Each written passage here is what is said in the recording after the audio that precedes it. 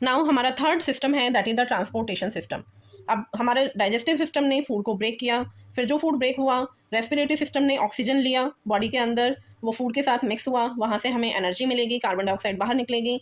अब थर्ड है कि जो ऑक्सीजन आ रही है एंड जो डाइजेस्टेड पार्ट हमारा आ रहा है बॉडी के अंदर, वो कैसे डाइजेस्टिव सिस्टम से एंड लंग से हमारी पूरी बॉडी के अंदर ट्रांसपोर्ट होगा, फैलेगा। तो that is with the help of transportation system. हमारे ह्यूमन बींग्स के अंदर ट्रांसपोर्टेशन सिस्टम के लिए 3 चीज़ों की रिक्वायरमेंट होती है। First one is the heart, second blood vessels होती हैं, आर्टरीज, वेन्स एंड यहाँ पर कैपिलरीज भी होती हैं ब्लड वेसल्स में, and third is the blood and the lymph जो पूरी बॉडी में सर्कुलेट होता है। ये एक मीडियम का काम करता है एंड ये सर्कुलेट करने का काम किसका होता है? Heart, pumping organ. जैसे हम घरों में देखते हैं, हमारे घरों में पानी आता है तो हम नीचे मोटर लगाते हैं और वो पूरे घर में पाइप्स के थ्रू पानी को फैला देता है। ऊपर टैंक होता है, वहाँ तक पहुँचता है, फिर वहाँ से फिर अदर घर के जितने भी पार्ट्स हैं वहाँ तक पहुँचाने का काम करता है। सिमिलर हमारा हार्ट है। हार्ट भी एक मोटर की तरह होता है, ये पंप करता है, प्रेशर जनरेट करता है, जिसकी हेल्प से पाइप्स होती हैं, ये आर्टरीज एंड वेन्स बॉडी के अंदर, ब्लड वेसल्स हम इनको बोलते हैं, एंड इनमें ब्लड फ्लो करता है। उस ब्लड के अंदर ही ये सारी चीज़ें मिक्स होती हैं जो एक जगह से दूसरी जगह जाती हैं। नाउ ब्लड, जो फ्लूइड प्रेजेंट है बॉडी के अंदर, ब्लड के क्या क्या कंपोनेंट्स होते हैं? फर्स्ट होता है ब्लड में ब्लड कॉर्पसेल्स, 45% होती हैं ये, एंड देन ब्लड कॉर्पसेल्स के साथ होता है लिक्विड पार्ट प्लाज्मा, 55% होता है ये। अब ब्लड कॉर्पसेल्स 3 टाइप की होती हैं, RBCs, red blood cells, then blood platelets, डब्ल्यूबीसीज, वाइट ब्लड सेल्स। आरबीसीज का काम क्या है? इसके अंदर हीमोग्लोबिन होता है। हीमोग्लोबिन एक पिगमेंट होता है जो हमारे ब्लड को रेड कलर प्रोवाइड करता है। अगर हीमोग्लोबिन नहीं होगा तो हमारे ब्लड का कलर रेड नहीं होगा। हीमोग्लोबिन की वजह से ही इसका कलर रेड होता है। सेकंड इसका काम है, जो ऑक्सीजन एंड कार्बन डाइऑक्साइड है ये उसके साथ कंबाइन कर जाता है हीमोग्लोबिन एंड कैरी करने का काम करता है। सेकंड सेल है ब्लड प्लेटिलेट्स। ये जब हम देखते हैं हमें कहीं कट हो जाता है, हमारा ब्लड निकलना स्टार्ट हो जाता है और कुछ टाइम के बाद ब्लड बंद हो जाता है और जहाँ से कट लगा था वहाँ एक छोटा सा रेड कलर का क्लोट बन जाता है, थक्का बन जाता है। तो वो किस वजह से? ब्लड प्लेटिलेट्स की वजह से। ये प्लेटिलेट्स कुछ सेल्स होती हैं जो ब्लड को रोकने का काम करता है। ये जो शुगर पेशेंट्स होते हैं इनके अंदर प्लेटिलेट सेल डिक्रीज हो जाती हैं, इसलिए शुगर पेशेंट्स को अगर कहीं कोई कट हो जाता है तो उनका ब्लड जल्दी से क्लोट नहीं हो पाता, नहीं रुकता। थर्ड है डब्ल्यूबीसीज। ये हमें डिफेंस करने का काम करता है कि जब हम कोई चीज़ खाते हैं या इनहेल करते हैं हम एनवायरनमेंट में, कुछ जर्म्स हमारी बॉडी के अंदर चले जाते हैं, उनको किल करने का काम करते हैं डब्ल्यूबीसीज। नेक्स्ट इज प्लाज्मा, जो लिक्विड पार्ट होता है। ये येलो कलर का फ्लूइड होता है, इसके अंदर 90% वाटर होता है और 10% ऑर्गेनिक सब्सटेंसेज होते हैं लाइक प्लाज्मा, प्रोटीन, इनऑर्गेनिक कुछ मिनरल आयंस होते हैं। तो ये करते हैं, ट्रांसपोर्ट करने में हेल्प करते हैं।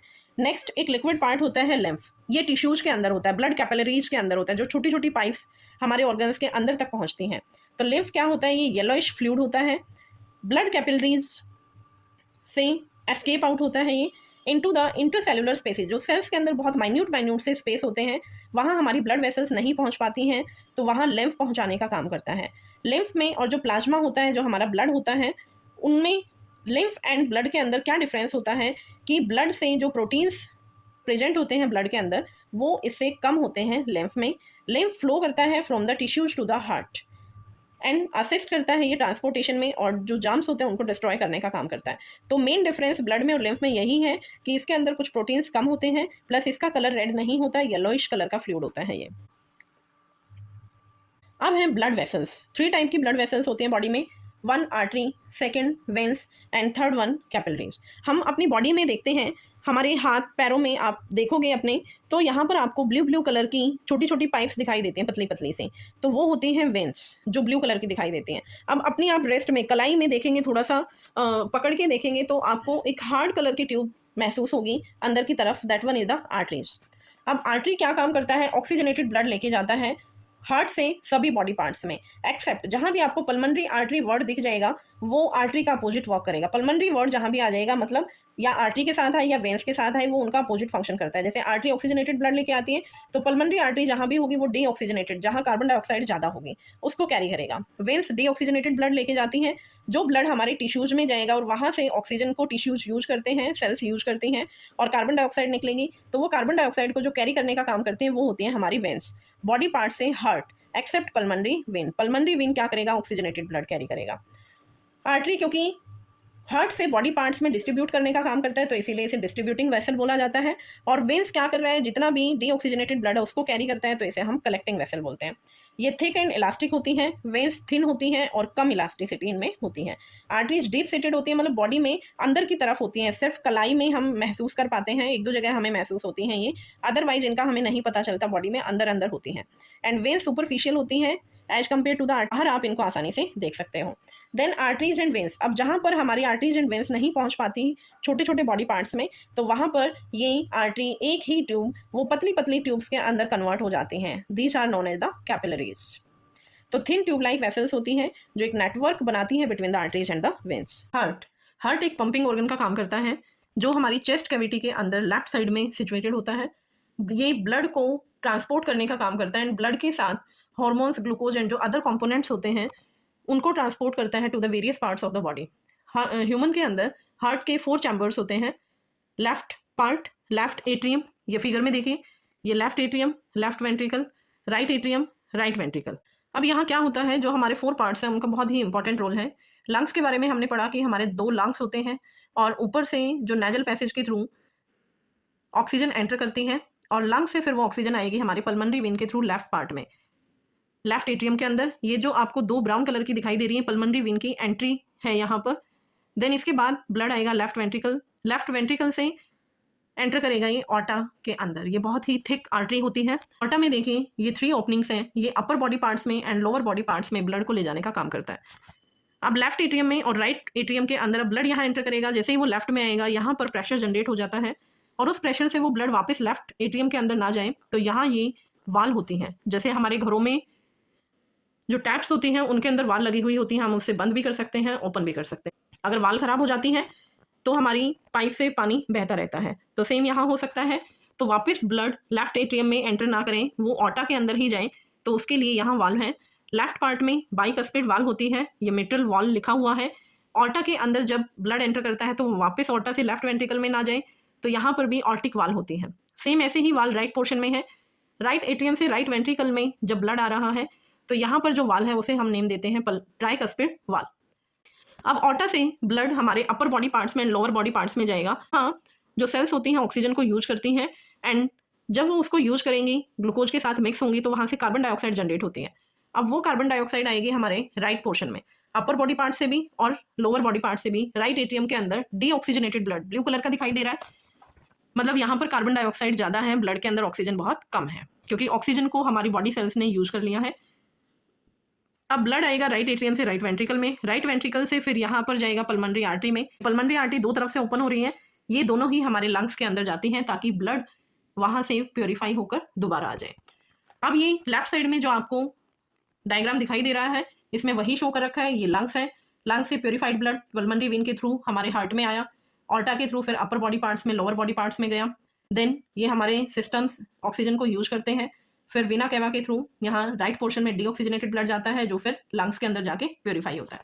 यहाँ एक जो ये कंप्लीट साइकिल होती है जहाँ से लंग्स से ब्लड आया ऑक्सीजनेटेड और फिर वो घूम के फिर वापस लंग्स में गया, तो जब यहाँ लंग्स में दोबारा जा रहा है, ये एक साइकिल यहाँ कंप्लीट हुई और इस साइकिल के दौरान हमारा जो ब्लड है वो 2 टाइम्स हार्ट के अंदर एंटर कर रहा है। 1 टाइम लेफ्ट पोर्शन में, 2nd टाइम राइट पोर्शन में।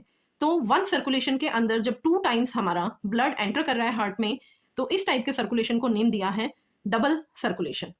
तो ये डबल सर्कुलेशन की डेफिनेशन आती है कि in the human body blood circulates through the heart twice, once it goes through the heart during pulmonary circulation. Pulmonary circulation मतलब जो हमारा पल्मोनरी वेन या पल्मोनरी आर्टरी के थ्रू ब्लड गया है, ये पोर्शन पल्मोनरी सर्कुलेशन होता है। नीचे वाला सिस्टमिक सर्कुलेशन जहां हमारे बॉडी टिश्यूज के अंदर वो ब्लड जा रहा है। तो डबल सर्कुलेशन क्या करता है, क्यों होता है ये, 1 टाइम में ही ऑक्सीजनेटेड और डीऑक्सीजनेटेड ब्लड इकट्ठा ही हार्ट में क्यों नहीं आ रहा, 4 चैम्बर्स क्यों बनाए गए हैं, ताकि यहाँ पर सेपरेशन रहे ऑक्सीजनेटेड एंड डीऑक्सीजनेटेड ब्लड का। अगर ये दोनों तरह के ब्लड हमारे मिक्स हो जाएंगे तो उससे वेस्टेज ज़्यादा होगी और मैक्सिमम हम ऑक्सीजन को यूज नहीं कर पाते हैं।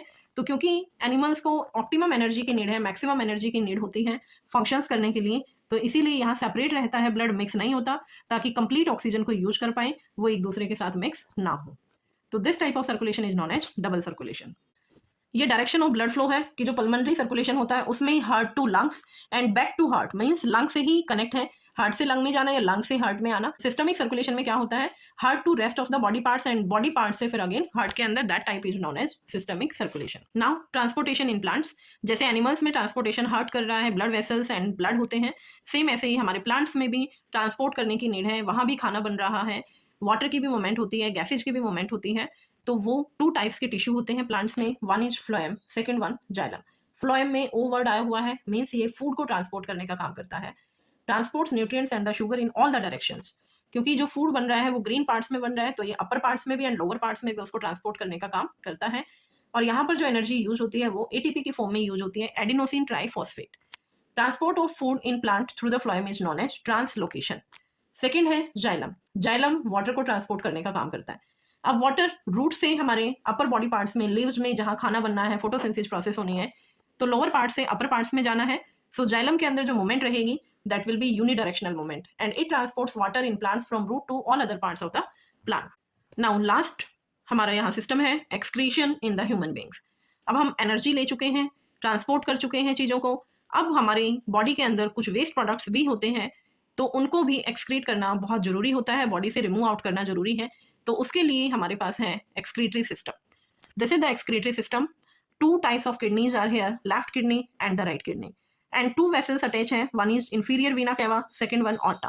रेड कलर की जो दिखाई दे रही है ऑर्टा, ये प्योरीफाइड ब्लड होता है इसमें, एंड जो इम्प्योर ब्लड आता है वो ब्लू कलर वाली वेसल से आएगा, इंफीरियर वीना कैवा से। यहाँ से ये ब्लड एंटर करता है किडनी में एंड किडनी फिल्टर करने का काम करता है। तो जब ब्लड फिल्टर हो जाएगा वो वापस ऑर्टा के थ्रू हमारी बॉडी के अंदर चला जाएगा, सिस्टम्स के पास। अब ह्यूमन बींग्स के अंदर जो वेस्ट होता है वो नाइट्रोजिनस वेस्ट होता है, यूरिया भी फॉर्म हो सकता है, uric acid and urine formation होती है जिसको रिमूव आउट करना है। एक्सेस वाटर होता है वो स्वेट या यूरिन की फॉर्म में रिमूव आउट होता है, एंड कुछ गैसेज एंड सॉल्ट्स भी होते हैं जिनको एक्सक्रीट आउट करना है। तो removal of harmful waste from the body is known as excretion. Metabolic जो एक्टिविटीज हमारी बॉडी के अंदर होती हैं, they generate many kinds of waste including nitrogenous which are harmful to the body and hence इनको नीड है remove out करने की। एक्सक्रीटरी सिस्टम के अंदर क्या है हमारे पास, pair of kidneys, pair of ureters, these tubes जो वेस्ट को बाहर लेके आएंगे, यूरिन को, and then urinary bladder, a bag like structure where urine is collected. Urine collect होता रहता है एंड देन हम यूरेथ्रा के थ्रू यूरिन एक्सपेल आउट कर देते हैं, बाहर रिमूव कर देते हैं। ना यहाँ पर जो मेन पार्ट है किडनी फिल्ट्रेशन के लिए, जैसे ट्रांसपोर्टेशन के लिए हार्ट है, सेम यहाँ किडनी है। किडनी क्या है, बीन शेप्ड, जैसे हम राजमा देखते हैं घरों में बनाते हैं वैसी ही शेप होती है किडनीज की। जो नियर वर्टिब्रल कॉलम, जो हमारा वर्टिब्री है, जो बैकबोन होती है, वहाँ होता है एब्डोमिनल कैविटी में, स्टमक वाले हिस्से के पास। Then kidney composed of many filtering unit, kidney के अंदर नेफ्रॉन्स होते हैं, मिलियंस ऑफ नेफ्रॉन्स होते हैं एक किडनी के अंदर, एंड ये जो नेफ्रॉन है this is the functional unit of the kidney, means जो फिल्टर करने का काम करता है। Now we will discuss the structure of nephron. This is the structure of nephron. Nephron के अंदर it composed of tube and a filtering part known as glomerulus. This is the glomerulus part. Glomerulus क्या है, it is a network of blood capillaries to which renal artery is attached. Renal artery attach होती है जहाँ filtration का काम होता है। Then उसके बाद glomerulus and closed in a capsule like structure known as Bowman's capsule.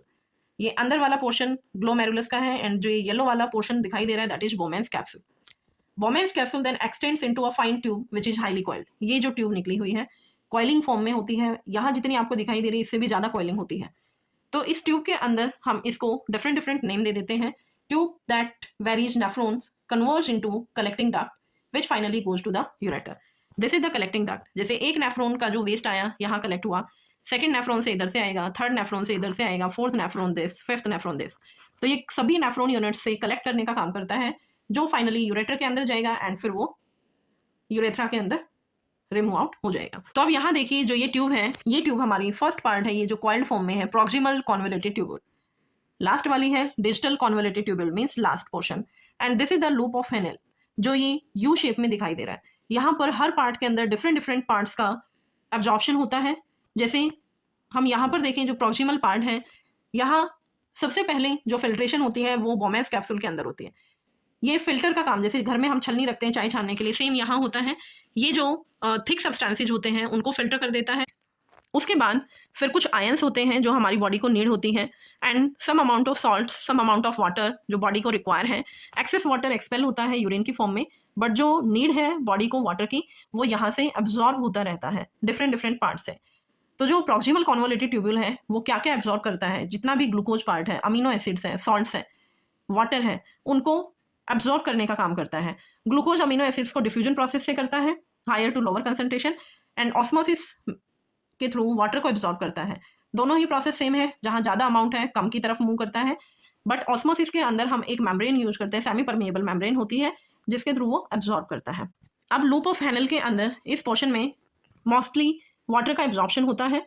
Digital convoluted tubule के अंदर जो hydrogen ions, potassium ion, sodium ion, chloride ions हैं वो एब्जॉर्ब करेंगे, एंड अब जो वेस्ट बच जाता है वो कलेक्टिंग ट्यूब्स के अंदर कलेक्ट होता रहता है। ये यूरिन फॉर्मेशन है किडनी के अंदर कैसे होती है, 3 प्रोसेस से है। फर्स्ट ग्लोमेरुलस फिल्ट्रेशन की ग्लोमेरुलस पार्ट जो बोमेंस कैप्सूल में है वो फिल्टर करेगा। सेकंड ट्यूबुलर जो प्रॉक्सिमल कॉन्वोलेटेड, डिजिटल कॉन्वोलेटेड और लूप ऑफ हैनल है वो ट्यूब्स एब्जॉर्ब करेंगी, एंड फाइनल होता है सिक्रीशन कि अब जो बॉडी को रिक्वायरमेंट नहीं है वो चीज़ें सिक्रीट हो जाएंगी, एंड यूरिन जो प्रोडक्ट है प्रोड्यूस होता है in the kidneys passing through the ureters, ureters के अंदर जाएंगी, यूरिनरी ब्लैडर में जाएंगी, स्टोर होती रहेंगी until it is release through the urethra. तब तक वो उसके अंदर स्टोर होती रहेंगी जब तक हम रिलीज नहीं कर देते हैं, यूरिन पास नहीं करते हैं। ये जो प्रोसेस ऑफ मेकिंग यूरिन है to the filter out waste products from the body, that is urea, it is produced in the liver. अब जिसकी किडनीज में प्रॉब्लम हो जाती है, वो वर्क नहीं कर पा रही है अच्छे से, तो उसके लिए हीमोडायलिसिस प्रोसेस होती है, मशीन्स होती हैं। पेशेंट को डॉक्टर के पास लेके जाया जाता है और उन मशीन्स के थ्रू फिल्ट्रेशन प्रोसेस होती है। तो the process of purifying blood bye an artificial kidney, it is made for the kidney failure patient, जिनकी किडनी फेल हो जाती है, जैसे कि आप यहाँ इस डायग्राम में देख रहे हैं, पेशेंट लेटा हुआ है और 2 ट्यूब्स कनेक्टेड हैं इस मशीन से। तो ये मशीन फिल्टर करने का काम करता है। टाइम टू टाइम पेशेंट को वहाँ लेके जाया जाता है, हॉस्पिटलाइज किया जाता है, एंड वहाँ फिल्ट्रेशन प्रोसेस होती है। अब जैसे हम ह्यूमन बींग्स एक्सक्रीशन करते हैं, सेम प्लांट्स के अंदर भी कुछ चीज़ें होती हैं जो बाहर निकालनी है। तो यहाँ पर स्टोमेटा के through oxygen and carbon dioxide का एक्सचेंज होता है। एक्सेस वाटर अगर है बॉडी के अंदर तो वहाँ ट्रांसपिरेशन प्रोसेस होती है, लीव्स से स्टोमेटा के थ्रू ही वाटर ड्रॉपलेट्स बाहर निकलती हैं। रेजिन्स एंड गम्स हम कुछ प्लांट्स में देखते हैं, उसकी स्टेम्स पे कहीं कहीं गम्स लगा हुआ होता है, तो जो ओल्ड जाइलम सेल्स हैं वो बाहर निकलती हैं। Some waste excreted into the soil, जो रूट्स का जो वेस्ट होता है वो सॉइल के अंदर ही रिमूव आउट हो जाता है, जैसे कि आप इन डायग्राम्स में देखिए। ये देखिए सॉलिड वेस्ट होता है जो वो स्टोर होता रहता है प्लांट की बॉडी पर by the shedding of the leaves. जैसे जैसे शेड करती हैं हमारी लीव्स, वहाँ वो वेस्ट भी उसके साथ रिमूव आउट हो जाता है। बार्क पील ऑफ होती है, जो बाहर की आउटर स्टेम की पार्ट होता है वो बहुत ड्राई हो जाती है, बार्क बोलते हैं जिसको, वो धीरे धीरे अपने आप गिरती रहती है। फ्रूट्स हैं, फ्रूट्स पकने के बाद नीचे गिर जाते हैं। ये गम्स एंड रेजिन्स हैं जो हमारे बार्क की लेंटिकल्स, जो स्टेम के अंदर लेंटिकल स्मॉल पोर्स होते हैं वहाँ से रिमूव होते हैं। ये स्टोमेटा के थ्रू वाटर एंड गैसेज का एक्सचेंज होता है। क्लोज स्टोमेटा है, वहाँ से एक्सचेंज नहीं हो पाएगा। जब गैसेज को बाहर निकालना है या वाटर ड्रॉपलेट्स को बाहर निकालते हैं तो वहाँ स्टोमेटा हमारा ओपन हो जाता है और उसके थ्रू वाटर ड्रॉपलेट्स बाहर निकलती हैं। ये excretion in plants gaseous exchange के थ्रू, एंड देन ये water vapours from the leaves through the transpiration process से वाटर वेपर्स लीव्स के थ्रू बाहर निकलते हैं स्टोमेटल पोर से। तो ये हम इजीली यहाँ से ऑब्जर्व कर सकते हैं। This was the ending of this chapter. I hope आपको ये समझ आया होगा। Thank you, bye bye.